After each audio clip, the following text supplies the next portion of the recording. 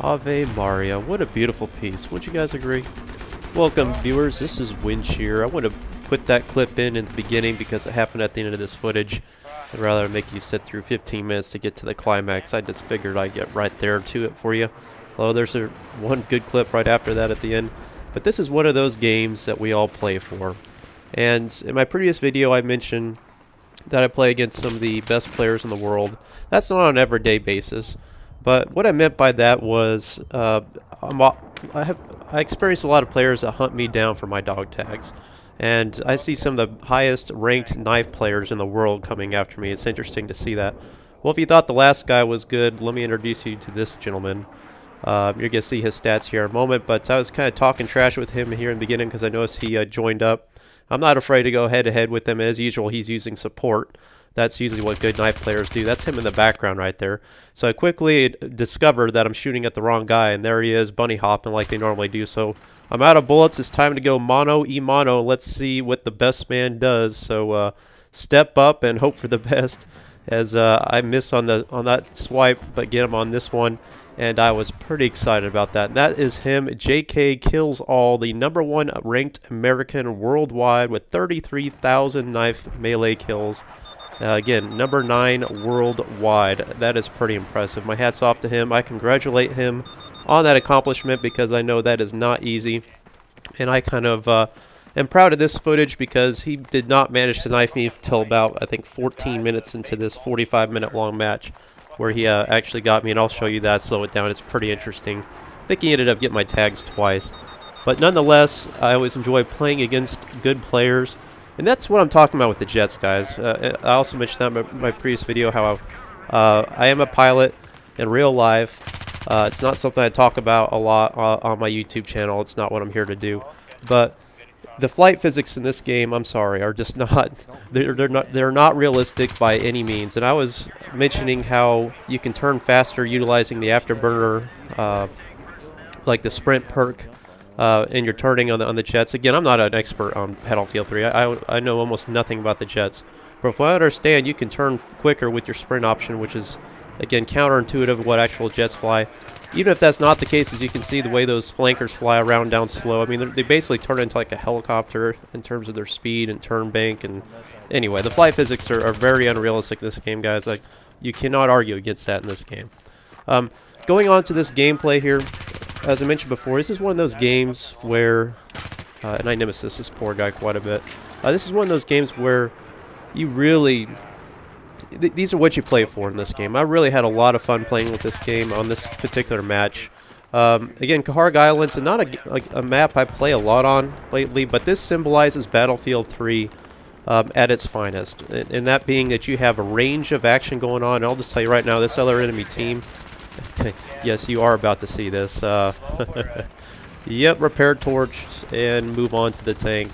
This is one of those moments where you're kind of feeling aggressive, and I capitalized on it and got a little bit lucky here. These aren't newbie players by any means. That's what I was trying to get to. They dominated the air, they dominated the ground.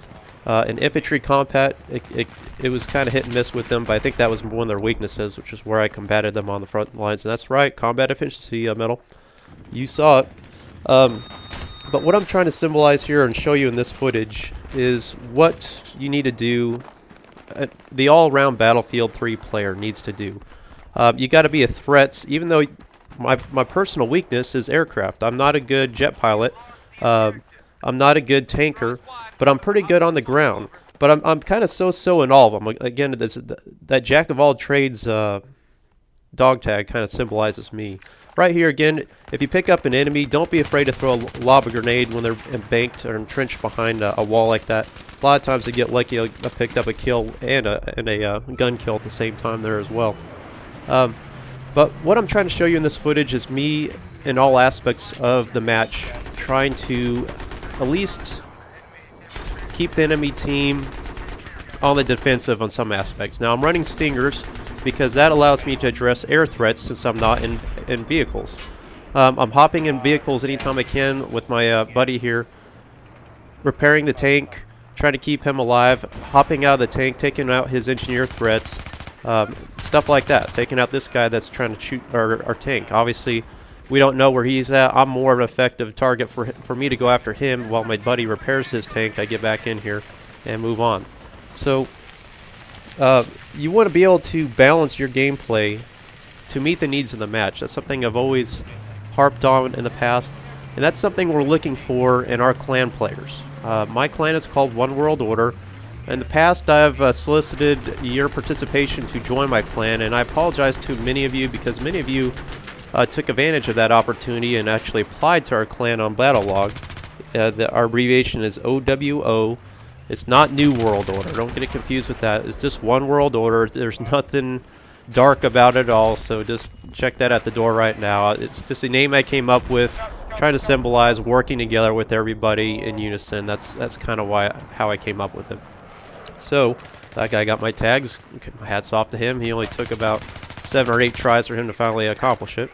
Right here, quickly, if you're getting pursued by several enemies, obviously take cover. Prioritize your targets. I got one far that I was initially looking at, but I got a new threat closer. I always say this: reassess the closer threat, then go back to the one that was further away. If you're outshot, you're outgunned, you're under suppression, retreat. It's something I do a lot here. I'm out of ammo. Quickly reload real quick. I managed to get one more enemy before I met my demise. So I apologize to many of you who applied before. At one point in time, we had 160 applicants on the battle log. I personally just got overwhelmed. I wasn't able to review everybody's stats and stuff like that. So I've got some more help now with my leaders in the clan. Need for Speed Guy is a leader, as well as Mr. White. You can look them up on my battle log here. Get in touch with them as well as me. Apply to the clan. What we're looking for is good players, like well-balanced players like this. We always take guys that are good in vehicles. If you're a great jet pilot, that's obviously good for maps like this, because if you dominate the air, that saves a lot. Ooh, did you just see that? He got the knife animation, but then he failed in the midst of it. My apologies to him. If you're a good helicopter pilot, we've already got 100 service star guy with a scout. 100 service stars in the scout helicopter, that is. But we always need a good chopper pilot, always looking for good tank drivers, and obviously infantrymen as well. Again, what I look at when people's stats when I'm playing with them, when I look at their stats, is I want to see if they don't display one specific class, if they're capable of playing many of them. It's not something I really put a lot of emphasis on, but I like to see well-rounded players that can play an objective or different class of role if they need to, given the circumstance of the map. If we're just getting dominated by tanks and armor, we need engineers to combat that. So I need to see some people that can run with an engineer class weapon. So feel free to apply on battle log. We are actually recruiting. We've got about 12 players right now that we're looking for clan matches to start up again. We haven't played a clan match since October. We want to change that, get a little more competitive. But we're not all about competition though, so I want to make that a more emphasis than anything. We're just looking for cool players. Age range really doesn't matter, but we want to have a mic. You have to have a mic, and you need to have access to Skype as well, because we're just over this VoIP stuff with PlayStation 3. Look at this. I mean, my gosh. On any given match, I just got guys coming at me all the time. And normally I wouldn't endorse a shot like this with the MTAR at this range, but every now and then you just need to put it on the line and throw out a few bullets. You never know, you might get lucky and just stop that guy's 7-kill streak. Right here again, you got 3 guys point blank range. Probably not a good idea to do much about that, particularly when we got our paratorch in hand, so I'll pull off again. Always give myself distance. So again, Skype access is imperative now. We are really only on PlayStation 3 for the most part. I do have PC on this game, but I just don't know enough PC players to get involved with it. And I'm just too late in the game at this point. Maybe on Battlefield 4 get on board with introducing it to the PC community. So feel free to apply. Continuing with this gameplay as I approach position Bravo. Look at this. I mean, that's kind of embarrassing sometimes how desperate people get. But whenever you're surrounded by enemies, always pull back. And I always give myself cover behind something like this. Just watch out for the RPGs, because if someone shoots an RPG behind you here, you're toast with the backsplash. But allowing yourself to get cover like this makes enemy attackers, it's almost impossible for them to take you out. Again, stingers, I keep putting these clips in here because you see I'm being a threat to these air vehicles. We know how difficult jets are to shoot down. I mean, this team just steamrolled us on Wake Island. I think that map's really, really unbalanced for jets. It makes them way too OP. I don't know if you ever see the PC gameplays where you see jets getting 100+ kills and no deaths. It's always on Wake Island. There's a reason for that. Here's a bunch of knife trolls in here. And I'm about to meet my demise with my buddy JK, and check out how he does it. He pulls a fast one on me. This guy pops out of this ledge. He spawns on him. So right now you see one guy, right? Okay, so I'm shooting him. Well, guess what happened? He just multiplied right out of him. I realized that's him. So I've already exhausted much of my bullets. I get tag teamed by both of them, and he gets knife on me. So again, that's what the good knife guys do. They use their teammates. They spawn on them to catch them off guard. They're probably in communication with each other. And that's how I get hunted down most of the time nowadays, whenever they're using cohesive teamwork. Again, legitimate knife, I'm not going to complain, and I usually get the message. But let's just say, I got yours too, buddy. Enjoyed the competition. Again, shooting helicopters, Stingers, they've been nerfed in terms of their range. They're so hard to take out vehicles, but you can still do it. I throw them out anytime I get. Again, on maps like Wake Island, though, I think that map just needs to be stricken from the books on Battlefield 3 because it gives air power way too much power, or at least increased effectiveness of Stingers.